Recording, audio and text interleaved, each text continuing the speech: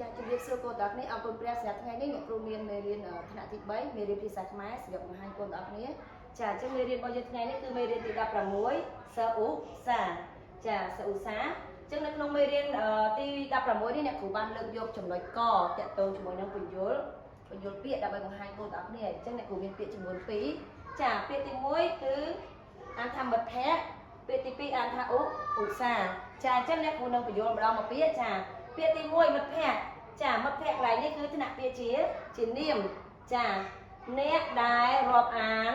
ស្រឡាញ់គ្នាចិត្តស្និទ្ធចាសូមដងទៀតចាមិត្តភក្តិថ្នាក់ពាក្យជានាមអ្នកដែលរាប់អានស្រឡាញ់គ្នាចិត្តស្និទ្ធចាអញ្ចឹងអ្នកគ្រូជឿថាកូនទាំងអស់គ្នាពេលដែលមករៀននៅសាលាអ្នកគ្រូជឿថាកូនគឺពិតជាមានមិត្តភក្តិដែលចិត្តស្និទ្ធចាហើយមិត្តភក្តិដែលចិត្តស្និទ្ធគឺជាមិត្តភក្តិដែលស្រឡាញ់រាប់អានគ្នាមានរបស់ញ៉ាំអញ្ចឹងចេះចែករំលែកគ្នាចេះ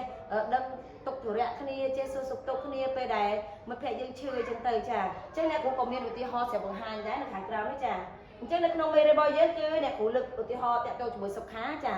សុខាតែងណែនាំមិត្តភក្តិកុំឲ្យដើរលេងផ្ដេសដាស់ចាអញ្ចឹងកន្លែងនេះគឺបង្ហាញថាសុខាគឺជាមិត្តម្នាក់ដែលស្រឡាញ់រាប់អានមិត្តភក្តិខ្លាំងមែនទែនចាគឺគាត់តែងតែចាណែនាំមិត្តភក្តិរបស់គាត់កុំឲ្យដើរលេងផ្ដេសផ្ដាស់នៅពេលដែលគាត់ឃើញមិត្តភក្តិគាត់អត់សូវខំរៀនឬក៏ឃើញមិត្តភក្តិគាត់លេងច្រើនជាងទៅគាត់តែងតែរំលឹកណែនាំអញ្ចឹងកន្លែងនេះគឺបង្ហាញថាចាមិត្តភក្តិគឺអ្នកដែលស្រឡាញ់គ្នាហើយចិត្តស្និទ្ធគ្នាបំផុតទៀតយើងហ៊ានណែនាំគ្នាហ៊ានប្រាប់គ្នាទៅវិញទៅមកចាហើយតាក់ទងជាមួយនឹងចំណុចទី2ចាឧស្សាហ៍ចាពាក្យឧស្សាហ៍ថ្នាក់ពាក្យជាគុណកិរិយាចាដែលខិតខំព្យាយាមប្រឹងប្រែងចាអញ្ចឹងយើងមើលម្ដងទៀតឧស្សាហ៍ថ្នាក់ពាក្យជាគុណកិរិយាដែលខិតខំព្យាយាមប្រឹងប្រែងចាអ្នកគ្រូមានឧទាហរណ៍បញ្ជាក់ដូចគ្នានៅក្នុងមេរៀននឹងតែម្ដងចាអញ្ចឹងយើងមើលថាសុខាកន្លែងនេះនៅផ្ទះសុខាខិតខំធ្វើលំហាត់អានសៀវភៅចាអញ្ចឹងបន្ទាប់ពីចេញពីសាលារៀនហើយពេលដែលត្រឡប់ទៅផ្ទះវិញគឺសុខាអត់បានទុកពេលវេលាចោលច្រើនទេកូនគឺគាត់ខិតខំចាធ្វើលំហាត់ដែលលោកគ្រូអ្នកគ្រូដាក់ឲ្យឬក៏លំហាត់ដែលនៅថ្នាក់រៀនដែលលោកគ្រូបង្រៀនហ្នឹងគឺគាត់ធ្វើបន្ថែមទៀតសារឡើងវិញអញ្ចឹងទៅហើយសល់ពីពេលធ្វើលំហាត់ហ្នឹងគាត់ឆ្លៀតអានសៀវភៅដើម្បីទទួលបានចំណេះដឹងផ្សេងហើយនៅពេលដែលគាត់អានសៀវភៅហ្នឹងគាត់មានពេលវេលាស្រាវជ្រាវពាក្យថ្មី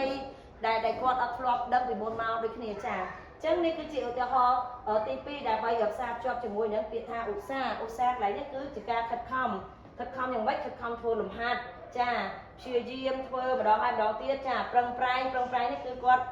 អានសៀវភៅស្វែងរកសៀវភៅផ្សេងហើយគាត់ព្យាយាមអានឲ្យបានច្រើនដើម្បីការចំណេះដឹងរបស់គាត់អញ្ចឹងកន្លែងនេះគឺបង្ហាញពីសកម្មភាពឧស្សាហ៍ព្យាយាមចាអញ្ចឹងមេរៀនថ្ងៃនេះសង្ឃឹមថាកូនទាំងអស់គ្នានឹងឃើញគំរូល្អរបស់សុខាហើយយើងអាចនឹងរៀនពីគំរូល្អរបស់គាត់ហើយអ្នកគ្រូជឿថាយើងអាចធ្វើបានទាំងអស់គ្នាចាអរគុណច្រើនហើយសូមប្រាប់ទីពោះជួបអ្នកគ្រូមកក្រោយជម្រាបលា